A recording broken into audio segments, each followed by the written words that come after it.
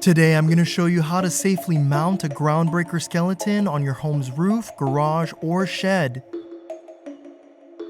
This must-have giant skeleton will be the perfect addition to your Halloween decorations or your outdoor display.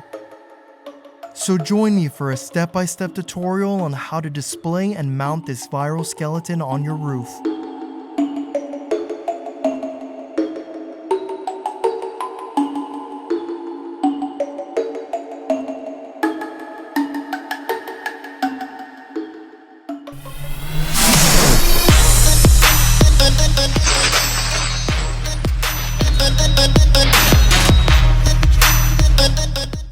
Hey y'all, so today we have the Groundbreaker Skeleton from Costco. As many of you know, these are hot items right now, and several companies have also come out with their Groundbreakers, including Joann, Tractor Supply, Party City, just to name a few.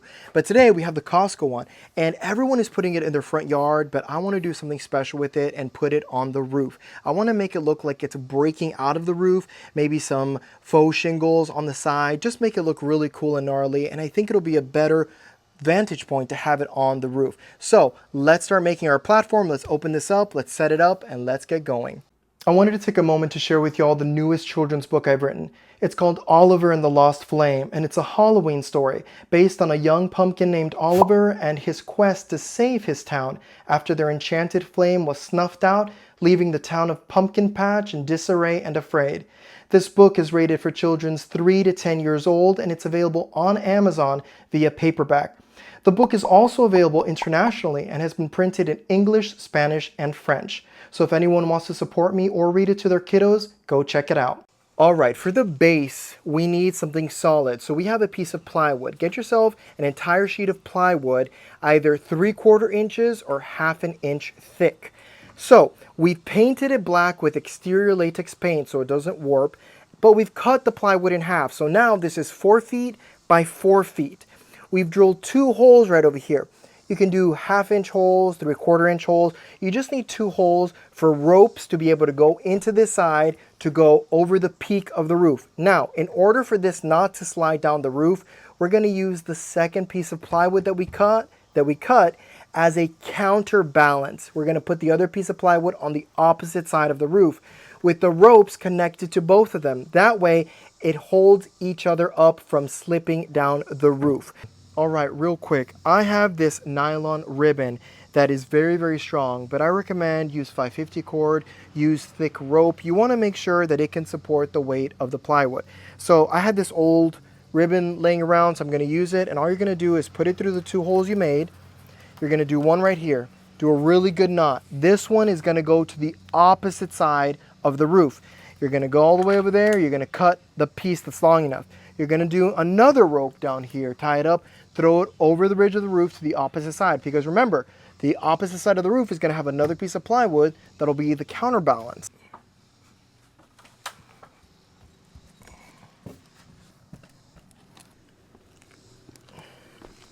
All right, so right now would be a great time to have a second person to help you with this. So what we're going to do, this one is going on this side of the roof. The other one is going on this side. Obviously, they're going to be laying flat, attached with rope in the middle. All right, let me show you what I'm doing. It's not going to stay like this. I just found a block that I have here to hold it up so it's flat while we attach this to the board. It's going to be flat against the roof. So if you have a box or you want to cut yourself a 2x4 piece of wood to just temporarily hold this flat, then you're going to be good to go. We're going to do something controversial that maybe a lot of people don't like, but I've always used it on my displays, and that's using GreatStuff expanding foam to attach props that are on the roof to a platform. Now, this stuff is pretty strong when it dries, and it'll keep this in place during stormy or windy weather. After the season's over, all I'm going to do is come in here with a utility knife and cut the foam away so I can detach it, and it's super easy to remove foam from plastic. And that's it. We used an entire bottle, we sprayed it around, and if you want it to be less noticeable, if you're not going to put shingles on this, then you could spray paint it with a cream color or even a black spray paint, because this will turn an ugly yellow once it's exposed to sunlight. So you could do that. And this is what I'm talking about when I say that both sides are essentially counterbalances. You see, it's holding it across like that, so neither side is going to fall down. So to hold up the singular arm that's going to be on the right hand side, it comes just like this. We're going to be doing this method here. This is going to go attached to the platform like this, and then this one is going to come down just like that, so that we can put this on it just like that. So I pre-drilled a hole right here with my drill. I pre-drilled it, one on the finger right here and one right here. And we're just going to put a screw in there. Remember, you don't want to go all the way through the wood because it's going to be on the ceiling. And that way this is held in place and it looks like it's actually coming out of the roof. All right, so let's put on the head. Here we go. And then it locks into place just like that. One quick thing. The head is very big and bulbous, and when we lean it on an angle, it will apply pressure on the neck. So I think it's smart for us to put an eyelet hook right on the skull, on the back of the skull, with a piece of rope coming down to the platform over here. You can use a wire, you can use the same type of rope we use. That'll just give it that extra support because it's going to be leaning forward and you don't want it to put that much pressure on the neck. You don't have to do it, but it'll protect this better from bending and falling. So I think I'm going to do that really quickly.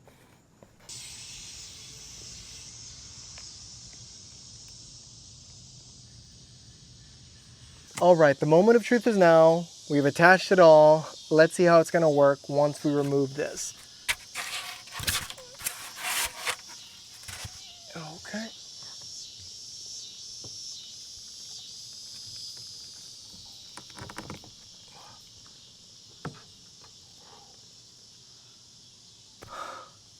Okay, look at that. So a little word of advice. When you put the foam, allow it to fully dry. Give it several hours before you decide to do this. So give it 3, 4, even 5 hours so that you're sure that the expanding foam is solidified all the way and can support the weight of this skeleton. So let's attach the arms. We're going to put it inside, and I'm going to actually drill through here with a screw. This screw will prevent this from falling off if it moves as well. So we're going to get a 3-inch screw and probably going through the back so it's not even noticeable, so that these two pieces are attached to this right over here.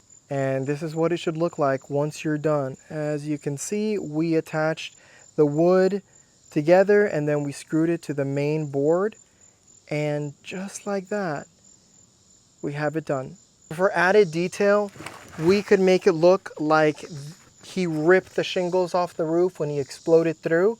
So I found this inexpensive pack of small shingles, and I'm just going to do things like that. And we have 1-inch roof nails that we're going to drive into the board, only into the board. So everything's going to connect to the board, and I think it's going to look pretty cool. But this part is completely optional. It looks great with it just being with the board, but let's go all out here. So for anyone wondering how this is going to do in the rain, this is the day after I installed it on the roof, the day after we had a 7-inch torrential downpour. Streets and neighborhoods are flooded here in the outskirts of Charlotte, and yet this bad boy over here did exceptionally well. There was lightning and thunder and wind and of course 7 inches of rain, and it did not move a single inch. So it is definitely ready to face any type of weather anomalies.